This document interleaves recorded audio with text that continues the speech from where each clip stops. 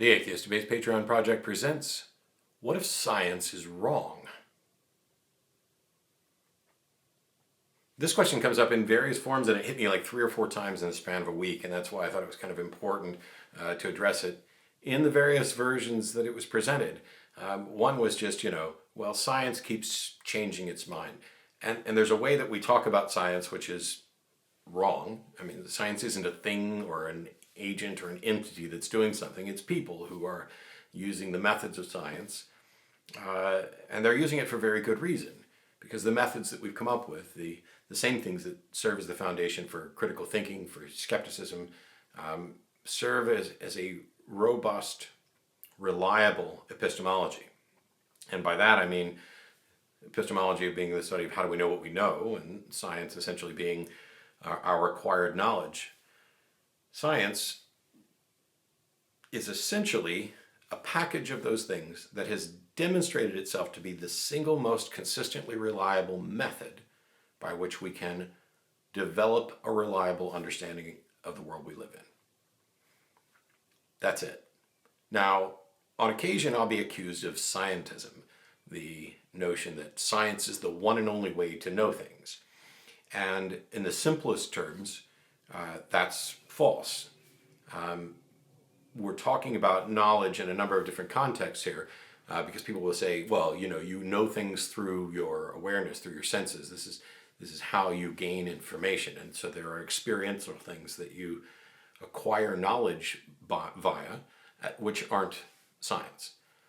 I'm not quite sure that that's completely true, because the things that we learn from experience, assuming they are repeatable experiences, because you need that repetition for testability and falsifiability, if it's repeatable experiences, then it's subject to the methods of science. And so even though you learned something by experience, your confidence level in that should be proportional to the evidence and proportional to the methods that were used to acquire that. And so you can have an experience and reach a conclusion, and it may be right, but the way to be confident that it's right is to subject it to testing. Another version of this is something that came in an email the other day, which was, why should I trust science over religion? This also touched on the notion that the findings of science seem to change. At one time, scientists presented this particular model of the world, and then later on they found that they were wrong, and now they present this other model. And that seems to put us in a position of where we're just kind of floating around all willy-nilly, just having faith in those sciencey folks. And how is that different from faith in religion? And so today I wanted to talk a little bit about, weirdly, why we should and do value science. The people who are raising objections to this, why should I trust science, are primarily only objecting to trusting the findings of science when they conflict with what they think they've learned from religion. So I guess the first thing to address is, what if science is wrong? Since that's the title of the video and the first question that I was asked that prompted this. And then the answer to this is, then we're wrong and we should stop accepting the position that we previously accepted. Seems kind of straightforward. I know that the concern a lot of people have is, oh, I believed something because I thought it was scientific, and then we found out later that it wasn't the case, or we've seen this happen in the past. And so I don't want to put confidence in, or my trust or confidence in scientific findings until they're, knocked down, locked out, absolute certain truth. Well, then you could never rely on the findings of science, because science is not making proclamations about truth or absolute certainty or anything like that. What we're doing when we do science is coming up with a model that is the best current explanation of all the available evidence. All findings in science are tentative. They're subject to revision as we get new information. And so if you're waiting for absolute certainty, you'll wait forever. And the truth is, you're probably not. You're probably just worried that you might extend a confidence level that's unwarranted. This is why I keep going back to David Hume's statement that your confidence should be proportional to the evidence. And so let's say there are 2 different claims made, one by science and one by some religious book. At a minimum, we know that the scientific finding has been independently verified, that it's a testable, falsifiable claim, that there is at least data that leads us towards this tentative conclusion, that it is constantly subject to revision and correction, and that by and large the corrections that science has tended to make have been minor ones, gradual steps toward a much clearer understanding. And in the case of religion, none of those things are necessarily true, because that's not the goal. Science has this as a goal, to understand our limitations, to try to eliminate our biases as best as we can, and has as the goal as accurate a model of reality as we can find. In the entire history of history, every time science has been proved wrong, or some finding of science has been discovered to not be accurate, that came by more science. Never has there been a religion that has said, you scientists with this finding about the world, you're wrong, and it's because this particular religion is right. And yet the opposite has happened frequently when religions make claims about the way the natural world works, about, lightning coming from the gods, or whether or not the earth is the center of the universe, or any of those things. Anytime we've gotten to the best understanding of the facts, where a religious claim has been shown to be not correct, it's because we used scientific methods to find that out. Science doesn't produce absolute truth. It may have that as kind of a goal. You would like your internal model of reality to match reality as best as you can. But the thing is, what we're more concerned about quite often is about being reasonable. And it's important to note that you can be reasonable and be wrong. Once upon a time, it was perfectly reasonable to believe that the sun orbited the earth, because the limited set of data that we had and the direct observations made this seem obvious. And what little we knew about physics and cosmology at the time made it almost absurd to think that that we're standing on a ball that's orbiting or spinning on an axis, and that's what makes it look like the sun goes around us. Because what we would know about spinning balls would have had us all flying off, because we didn't understand things like gravity, and we didn't understand that things work different at massive scales than they perhaps do in the confines of our laboratory on Earth. So at one point it was entirely reasonable to think that the sun went around the Earth. When we got more information and discovered that that wasn't in fact the case, that information didn't come from religion. It couldn't. Even if there was a religion that had in its holy texts the message, despite what you perceive, it is the sun that orbits, or that is the earth that orbits the sun. Even if there was an ancient text that said the earth rotates and it makes it appear that the sun is going around it, that is the claim, that is not the evidence for the claim. And so while it would have been incredibly interesting to find out that there was a religion that apparently was making claims about reality that science later verified as correct, this is not a situation of the religion being correct, and it's certainly not a situation of a religion showing that science is incorrect or the findings of science is incorrect. So what if your religion is wrong? For the people who are asking, why should I trust science over religion? Well, what if, the question for the video is, what if science is wrong? Well, what if your religion is wrong? What's the mechanism for beginning to understand that your religion is wrong? I don't know of any religions that have a mechanism for discovering flaws within the religion. What's the mechanism for correcting those things? Now, certainly we can say that, okay, here's a holy book and here's 20 different interpretations of it. We fundamentally know that all 20 of them cannot be correct if they are competing or contradictory views about an interpretation. So how do you tell which interpretation is correct, which interpretation is wrong? And then how do you go about correcting this? Because if you're still going to keep pointing back to this, ancient holy text, or what people believed 1,000 years ago or 2,000 years ago or 300 years ago, and just say that this is what the religion says, and now we've interpreted it correctly, it wasn't the religion that demonstrated the truth, to the extent that we can, of the facts about reality. It was scientific investigation and inquiry. Now, on the accusation of scientism, of it being the only way to know, we've already addressed that I fully accept that there are other ways to be aware. There are other ways to gain information, and they are all inferior. This reliance on my personal experience, this reliance on my interpretation of my personal experience is fundamentally flawed. It's the exact thing that the scientific methods are trying to overcome. We get wrapped up in something and say, I'll correct that, we won't necessarily say, because it's my idea, it must be right. But we do tend to think in those terms. We tend to think that we're reasonable, that our processes, we're reliable. And it's because those processes are fairly reliable in how we get by day to day in the world.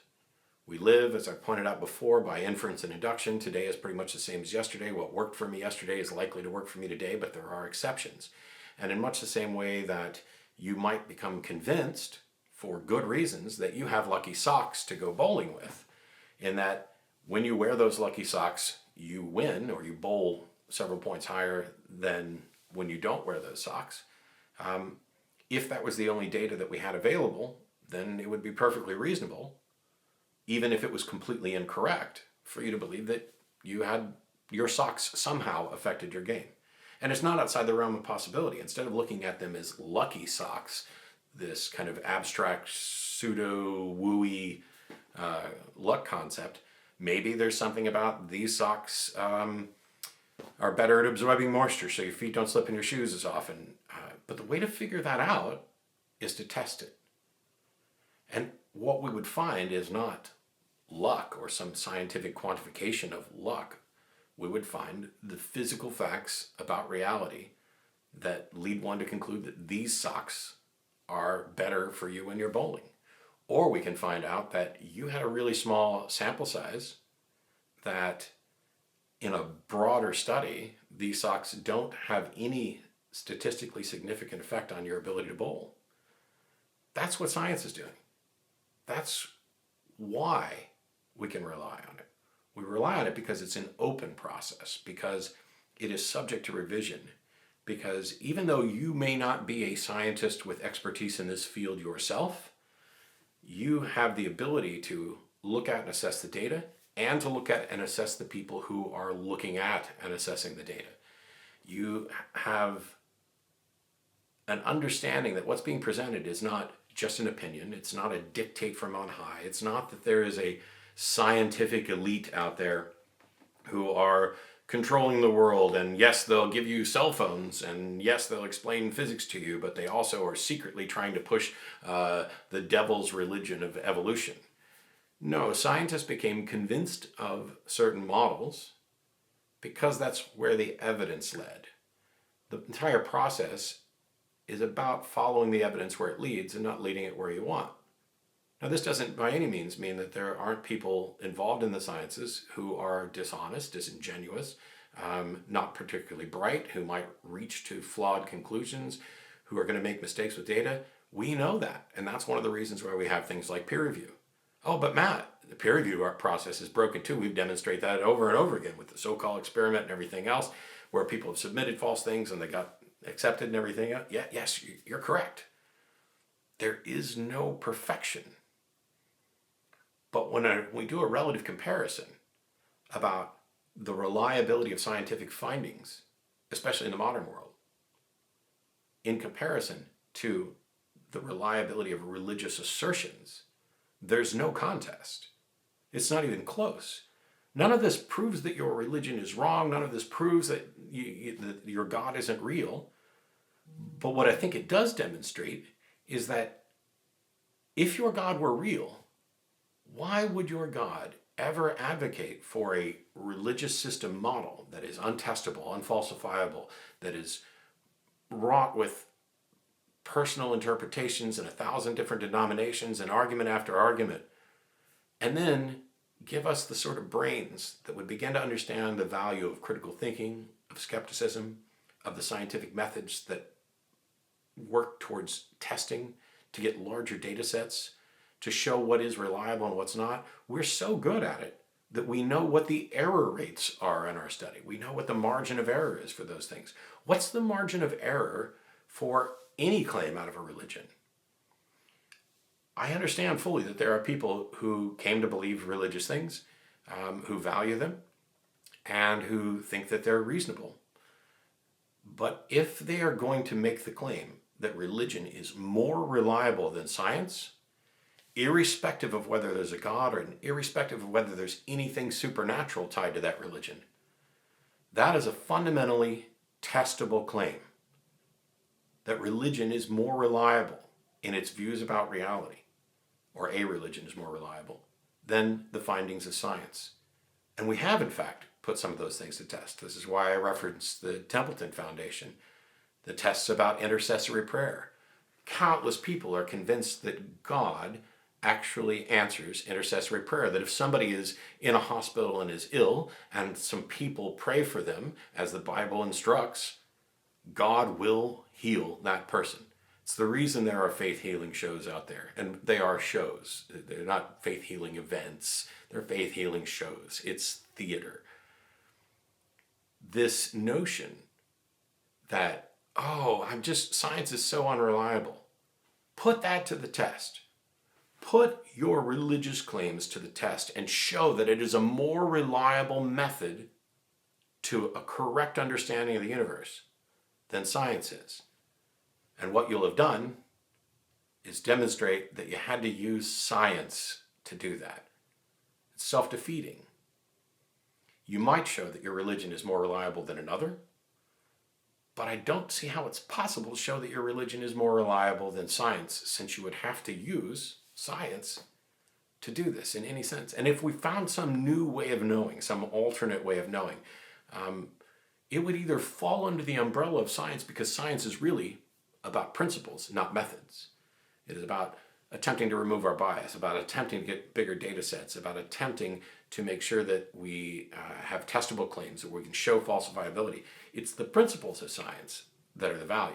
And so if there was a new method, a new science, or a new scientific method, it would either fall into the realm of science, or you'd have to use science to show that it's more reliable, in the same way that you can use a demonstration of measuring to show that you get more accurate measurements with a micrometer than you do with a ruler. That's what needs to happen. And so for the people who are like, I just can't trust science. Why should I trust science? I have this thing and this religion and it feels very important to me. Put it to the test. Put it to the test. The truth has nothing to fear from inquiry. The truth, to whatever extent we can know it, can only be illuminated by inquiry. Yes, it's possible that if you do a bad job of investigating something, you might hide the truth. If you're trying to figure out if the Earth orbits the Sun, or the Sun orbits the Earth, and you don't have the right data set, you can reach the wrong conclusion. You can still be viewed as reasonable. But when you get more information and go to update your model based on this new information, how does religion do that? Where's the updated dictates from a God? Where's the updated interpretations that we have confirmed are reliable? The only time that happens is when we use the methods of science to do it. It's like saying, well, how do you know logic is logical? Okay, I get it. There's a real philosophical problem there that we've talked about before, about the primacy of reason and whether or not reason is reasonable. And you make it to a point where you can't take that extra step back to show at the foundation, but you can show that all of the information that we have shows that reasoning is reasonable. And until somebody shows some alternative, or some clear error in reasoning, or at least the reasoning as we understand it, you can be fairly confident that you are working with the most reasonable form of measurement. It's like we used to measure from nose to fingertip and from elbow to fingertip and had those things. Then we realized, hey, people have different size arms, and now we have better ways of measuring.